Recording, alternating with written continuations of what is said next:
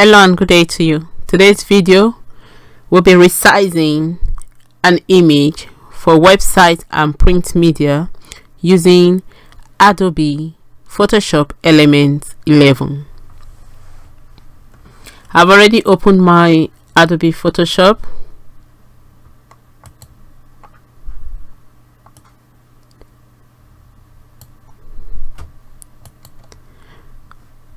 I've taken these images using a digital camera, so I'm going to right click on one of them, go to open with Adobe Photoshop Element 11,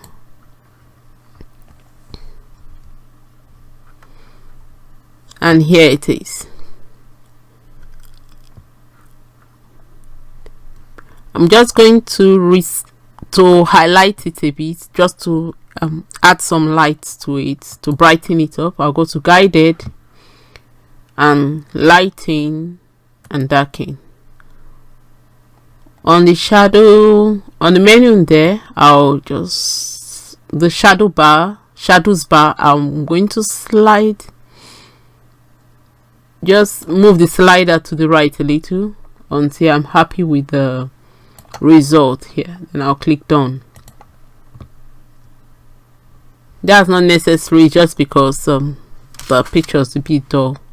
I'll go to brightness and contrast and move the slider to the right, and when I'm happy with it, I click OK.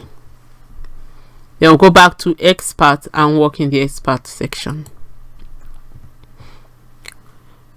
I want to crop a little of it before we start, so I'm going to just click on the crop tool here, drag it across. Oh no, didn't drag it well. Okay, and I'll just click. If you have a size that you want to work with, you can input it here. You can just go in here and input whatever size you want it to crop to. Then you click. You can crop before or after. So go to image, resize and image size, because this is we are resizing this image for a website. If you notice, the DPI is 350. That's because I used a very good quality camera. It's a bridge camera, Sony HX400V. So to resize this image for the website, I'll take on constraint proportion, resample image, constraint proportion. I'm taking on constraint proportion so that when I resize, if I want to resize the width, it's going to resize the height for me without it skewing or so. Then resample image, I'm going to click on it so that I can make use of this information here in the drop down menu on the bicubic. And on this drop down menu, because it's for the blog or website or the web, you just click on bicubic sharper best for reduction.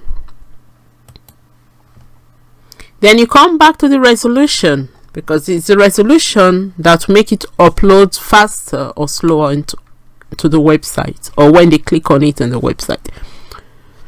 For the resolution, I'll be working with pixel per inch, and I'll put fill in 100 there for the resolution.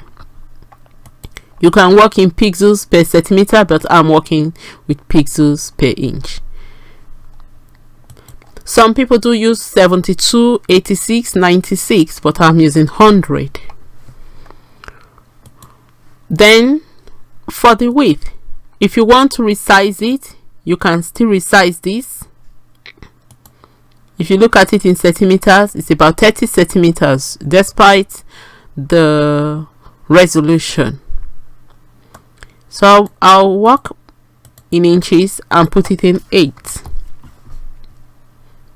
If you notice, because I take the constraint proportions, the height automatically resize as soon as I resized the width. If you're happy with your information, click OK. You notice that it's now small. To view it and make sure it's not blurry, go to View, Actual Pixels. You can see how bright it is and how it's not pixelating and it's not blurry. So this is the actual pixel, and this is how it's going to be when you put it up in the website. Then go to View and Fit on Screen.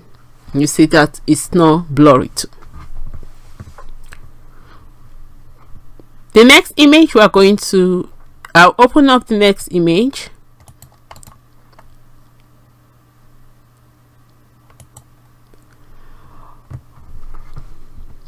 And this image, we're going to use it for a print media.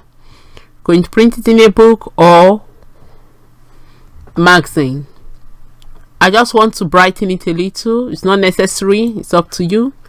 So I'm going to the guided section, go to lighting, shadow slider, move it a little and click done. Brightness, move it a little. If you want to alter the contrast, you can, but move it and then click done. When you have through with it, you've brightened your image, click expert, work in the expert section.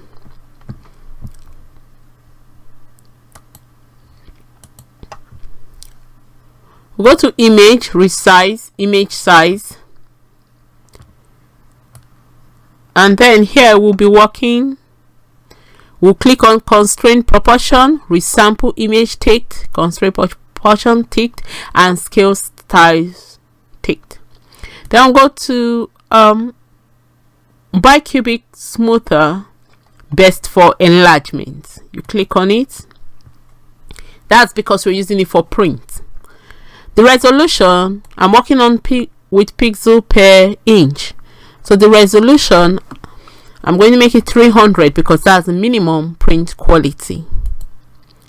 Go back to inches to check the width if it's alright, and the height if it's alright. I'm going to leave this without resizing any further because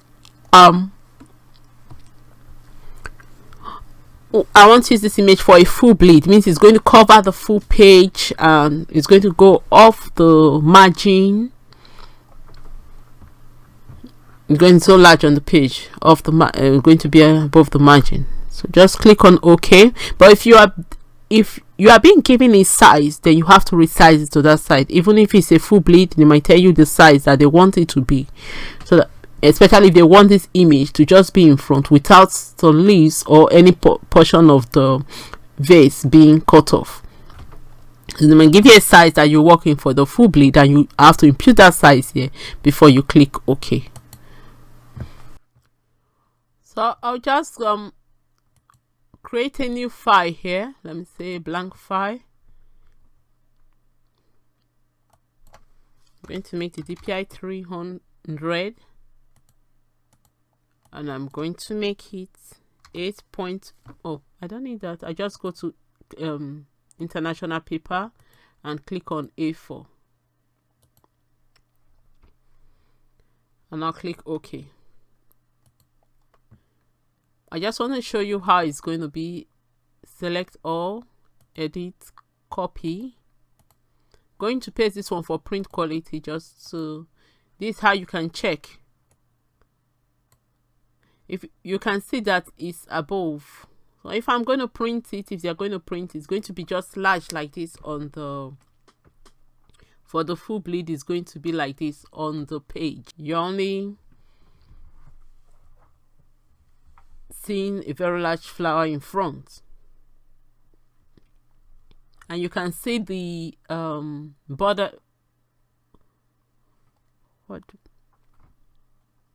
the bounding box here.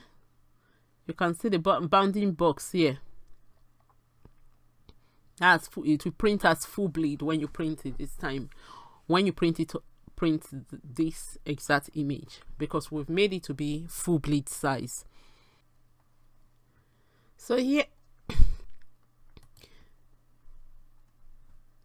we have our images, the one we resized for the blog or website, and the one we resized for a magazine or book or print media. This is the actual image for the, after being resized, this is it for the website, and this is the one for the print media. Despite they have good quality, you can see that one is small because of the DPI and the other one is large. Created a file just to put them together of 300 DPI or resolution per pixel per inch, and I just put them for you to see, to compare both of them. You can save the print image in TIFF format, JPEG, PSD, or any other format as required.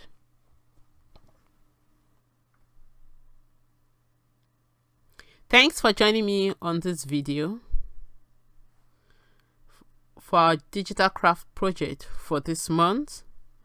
Until next time, happy digital crafting and bye for now.